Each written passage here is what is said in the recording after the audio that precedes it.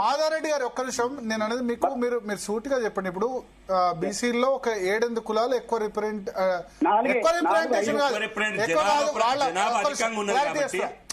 వాళ్ళ జనాభా ఎక్కువ ఉంది కాబట్టి వాళ్ళు బీసీలో మిగతా కులాల ఎక్కువ కనబడుతున్నారు. మీరు 7 కులాలని మీరు 4 కులాలు అంటారు కాబట్టి ఆ 4 కులాలు మీకు ఆబ్జెక్షన్ ఉన్నవేంటి? ఈ 4 కులాల కోసం మిగతా 126 కులాలకు కూడా అక్కడ అన్యాయం జరుగుద్ది కదా? స్పష్టంగా ఒక మాట చెప్తా ఉన్నా, ఏదైతే 92లో ఇందిరాసాని కమిషన్ పోయినప్పుడు వాళ్ళు స్పష్టంగా చెప్పారు,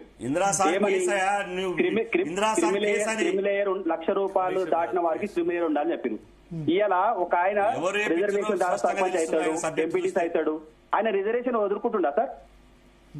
ఎన్ని సంవత్సరాలకి ఇట్లా ఆయన వదులుకోకుండా టోటల్ గా అసలు రిజర్వేషన్ సిస్టమే ఉండొద్దా?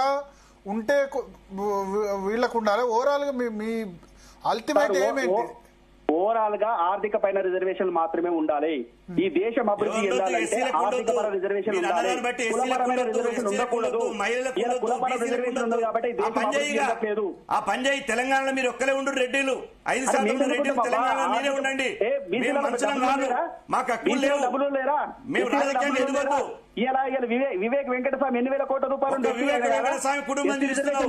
190 మంది రెడ్డి కులాలు వివేక వెంకటస్వామి కులం కుటుంబాన్ని చూస్తున్నావు. కోట్ల విజయభాస్కర్ ఫ్యామిలీ ఎంత మంది ఉర్రు, చెన్నారెడ్డి ఫ్యామిలీ ఎంత మంది ఉర్రు, అదేవిధంగా రాజశేఖర రెడ్డి కుటుంబాన్ని ఎంత మంది ఉర్రు. తప్పుడు మాట్లాడడానికి నువ్వు గొంతు నోరుందని ఇష్టమని మాట్లాడు కాదు రెడ్డి. మీరు వెంకటస్వామి అనే వ్యక్తి 1,000 కోట్ల రూపాయలు ఉన్న వ్యక్తికి ఎట్లా హృదయాలను గాయం చేసినావు? ఇప్పుడు బీసీలను హృదయాలను గాయం చేసినావు. బీసీలలో 20% ఉన్న ఆర్థికంగా ఉన్న వాళ్ళ గురించి మాట్లాడుతున్నావు. నేను బీసీలలో 80% వెనుకబడిన వాళ్ళ గురించి క్రిమిలేయర్ కావాలంటున్నా. బీసీలలో వెనుకబడిన వాళ్ళకు ఏదైతే వర్గీకరణ కావాలని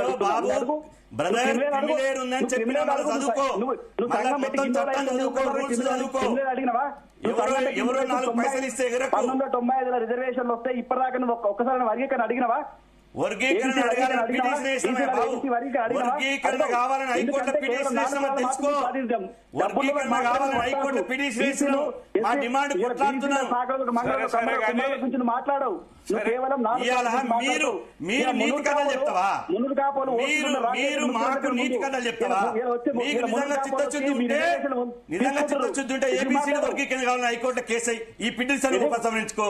నేను జీ తెలుగు ద్వారా మాధవ్ రెడ్డి గారికి నేను విజ్ఞప్తి చేస్తున్నా. మీరు బీసీలలో అన్ని కులాలకు సమన్వయం జరగాలన్నారు కదా, అది మంచి పద్ధతే.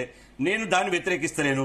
ఈ పిటిషన్ ఉపసంహరించుకుని ఏబీసీడీ వర్గీకరణ కావాలని చేయమనండి. నా భుజాల మీద ఎత్తుకొని ఊరేగిస్తా. విద్యా ఉద్యోగాలు ఏబీసీడీ ఉంది. ఈడబ్ల్యూఎస్ రిజర్వేషన్ ఏబీసీడీ కావాలని ఎందుకు అడుగుతలేవు? ఈడబ్ల్యూఎస్ రిజర్వేషన్ లా ఏబీసీ కావాలని ఎందుకు అడుగుతలేవు?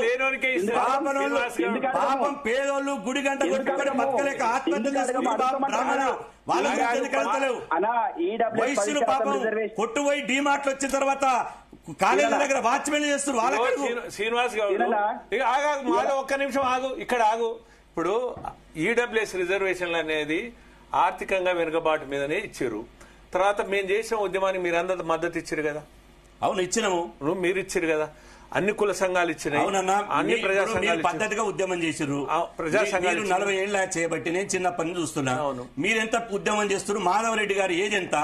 ఇవాళ బీసీలతో పెట్టుకుని ఇక్కడ బీసీలను అడ్డంగా అణచివేయాలని చూసి మా బీసీలతోటి పెట్టుకుంటాడా? అంటే ఇక్కడ ఒక విషయం, ఒక్క నిమిషం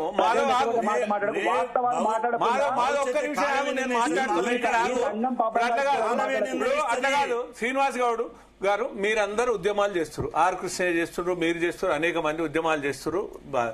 ఇటీవల కాలంలో కొంతమంది రెడ్లను ఆరి తోరి హౌలే ఎవరు మీ బీసీ నాయకులే, నేను ఎప్పుడు బీసీ నాయకులే ఖండిస్తాం. మీరు ప్రశ్నించే గొంతులే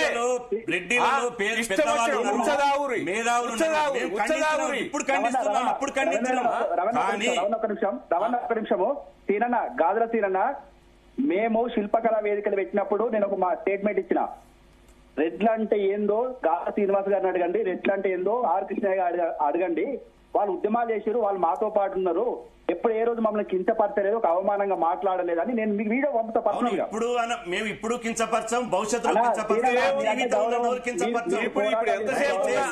దయచేసి మాధవరెడ్డి గారు మీకు మంచి పేరుంది, దయచేసి బీసీలకు రావాల్సిన రిజర్వేషన్ దయచేసి నేను అప్పీల్ చేస్తున్నా, విజ్ఞప్తి చేస్తున్నా. 2.5 కోట్ల మంది బీసీ సమాజం నుంచి మీకు చేతులు జోడించి నమస్కారం చేస్తున్నా, దయచేసి మా రిజర్వేషన్లు అడ్డుకో.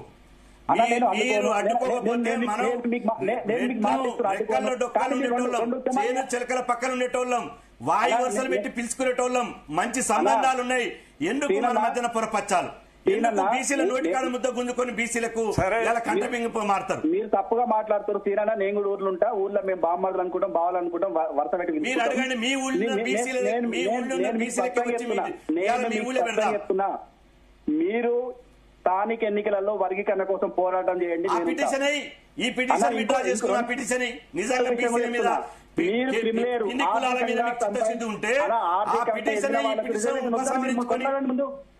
బీసీలకు రావాల్సిన రిజర్వేషన్లే రాకుండా చేసి ఇది ఎట్టుందంటే పల్లెంలో పాలు పోసి కొంగని తాగమన్నట్టుంది.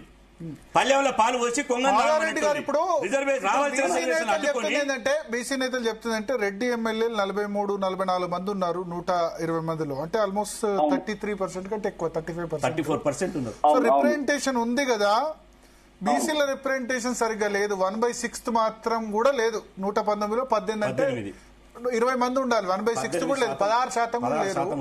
జనాభానేమో సరే మనం 18% అంటే ముస్లిం బీసీలు కూడా ఉన్నారు దానిలో, కలిపితే 25 అంతే. సో 56% ఉన్న వాళ్లకు 25 మంది మాత్రమే ఉన్నారు. 46% తీసుకుందాం సరే, ముస్లిం బీసీ అది వదిలేయండి, 18 మంది తీసుకుంటే 46% జనాభాకి 18 మాత్రమే ఉంది ఎమ్మెల్యేలు. తర్వాత దీనిలో ఎంపీల్లో కూడా 3-4 ఉన్నారు, 3 అవుట్ ఆఫ్ 70. భరత్ గారు, భారతదేశానికి స్వాతంత్రం వచ్చినప్పుడు ఫస్ట్ షెడ్యూల్ కులాలు, షెడ్యూల్ తెగలకు రిజర్వేషన్ పెట్టారు, ఆ తర్వాత బీసీలకు పెట్టారు. ఈ భారతదేశానికి స్వాతంత్రం వచ్చినప్పటి నుంచి సంక్షేమ పథకాలలో భారత రాజ్యాంగ పద్యంగా రావాల్సిన హక్కులలో మాకు వాటా ఉందండి. ఇంతమంది ఎమ్మెల్యేలు, అంతమంది ఎమ్మెల్యేలు ఉంటే మాకేం చేస్తారు, మా జాతికి ఏం చేస్తారు, మా